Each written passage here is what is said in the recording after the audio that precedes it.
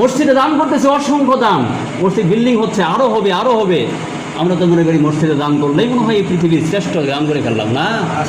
মানে কি ভাবছেন আপনি? আমি আর আপনি ধর্মকে কঞ্চিত করে হাতের মুকুটের মধ্যে রেখে দিয়েছি, ধর্ম মনে হয় এটাই না। আপনি যেটা ভাবছেন এটা ধর্ম নয়, এটা আপনার বানানো ধর্ম।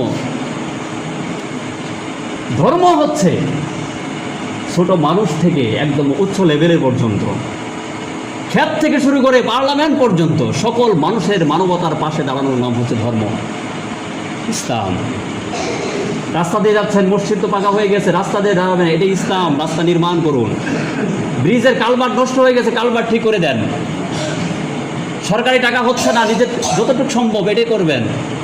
এটা মসজিদে দান করলে মসজিদে কাজ তো শেষ, ওইটা মানবতা যাবে, মানবতা আপনার জন্য দোয়া করবে, আল্লাহ রাব্বুল আলামিন কবুল করে নেবেন। শহরের মধ্যে যতগুলো ফকির সব শিল্পপতি, 5তলা 10তলা বাড়ি,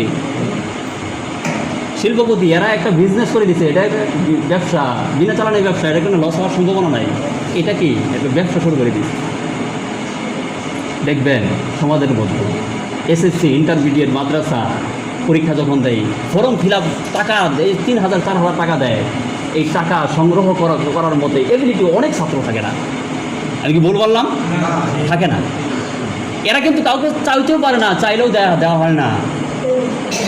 রাসূল সাল্লাল্লাহু আলাইহি ওয়াসাল্লাম বলছেন, ফকির মিসকিন হচ্ছে ওরা যারা আল্লাহর ভয়ে তাকওয়ার রীতিতে অন্যের কাছে চায় না, কিন্তু নিজের পেটে আহার নাই। তাদের সম্ভ্রান্তির কারণে কখনো মানুষের দিকে হাত পাততে পারে, গোপনে গোপনে দান করবে। এরা হচ্ছে মিসকিন। মিসকিনদেরকে ইসলামের মধ্যে সবচেয়ে শ্রেষ্ঠ স্থান দেওয়া হয়েছে, ফকিরকে দেওয়া হয় নাই।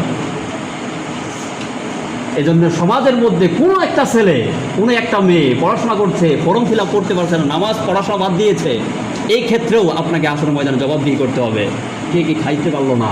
রাসূল সাল্লাল্লাহু আলাইহি ওয়াসাল্লাম বলতেন, হযরত মা আয়েশা সিদ্দিকা রাদিয়াল্লাহু তাআলা আনহাকে বলতেন, তুমি তরকারির মধ্যে ঝোল একটু বেশি করে দাও।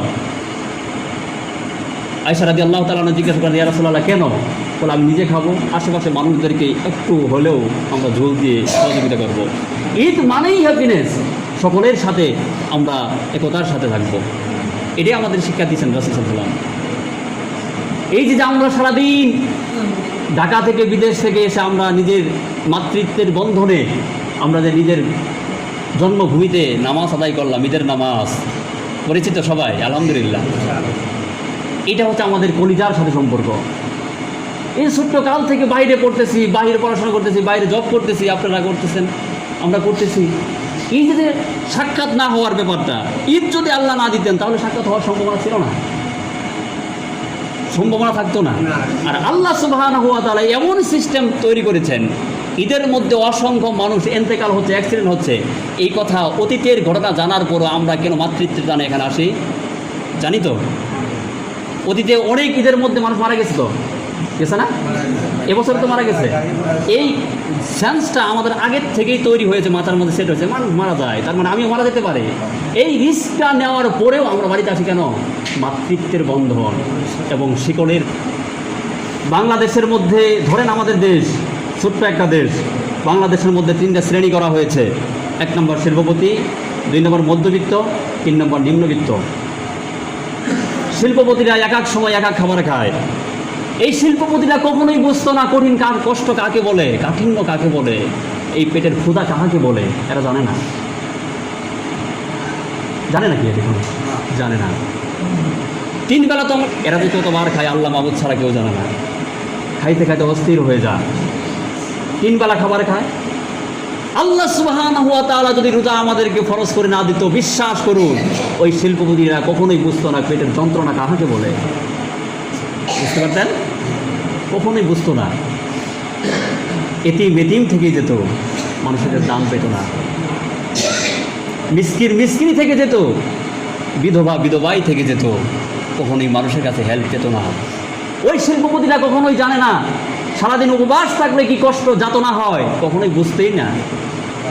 জাকাত কাকে বলে বুঝতেই না, যে ফিতরা কাকে বলে বুঝতোই না, অন্যকে দান করতে হবে এটা বুঝতোই না। আল্লাহ কি জানে না? আল্লাহ জানেন। আল্লাহ জানেন তোরা এই বিয়াদবি করবি, উল্টাপাল্টা করবি।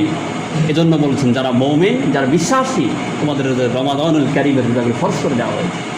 রোজা থাকো, সারাদিন থাকো, উপবাস থাকো, কি যন্ত্রণা হয়, কি কষ্ট হয়, সেই কষ্টগুলো ফিল করবা, আর গরিব মিসকিন অসহায়দেরকে দু হাতে দান করবা। এই জন্যই ফরজ করা হয়েছে। মূল থিমটা বুঝতে পেরেছেন?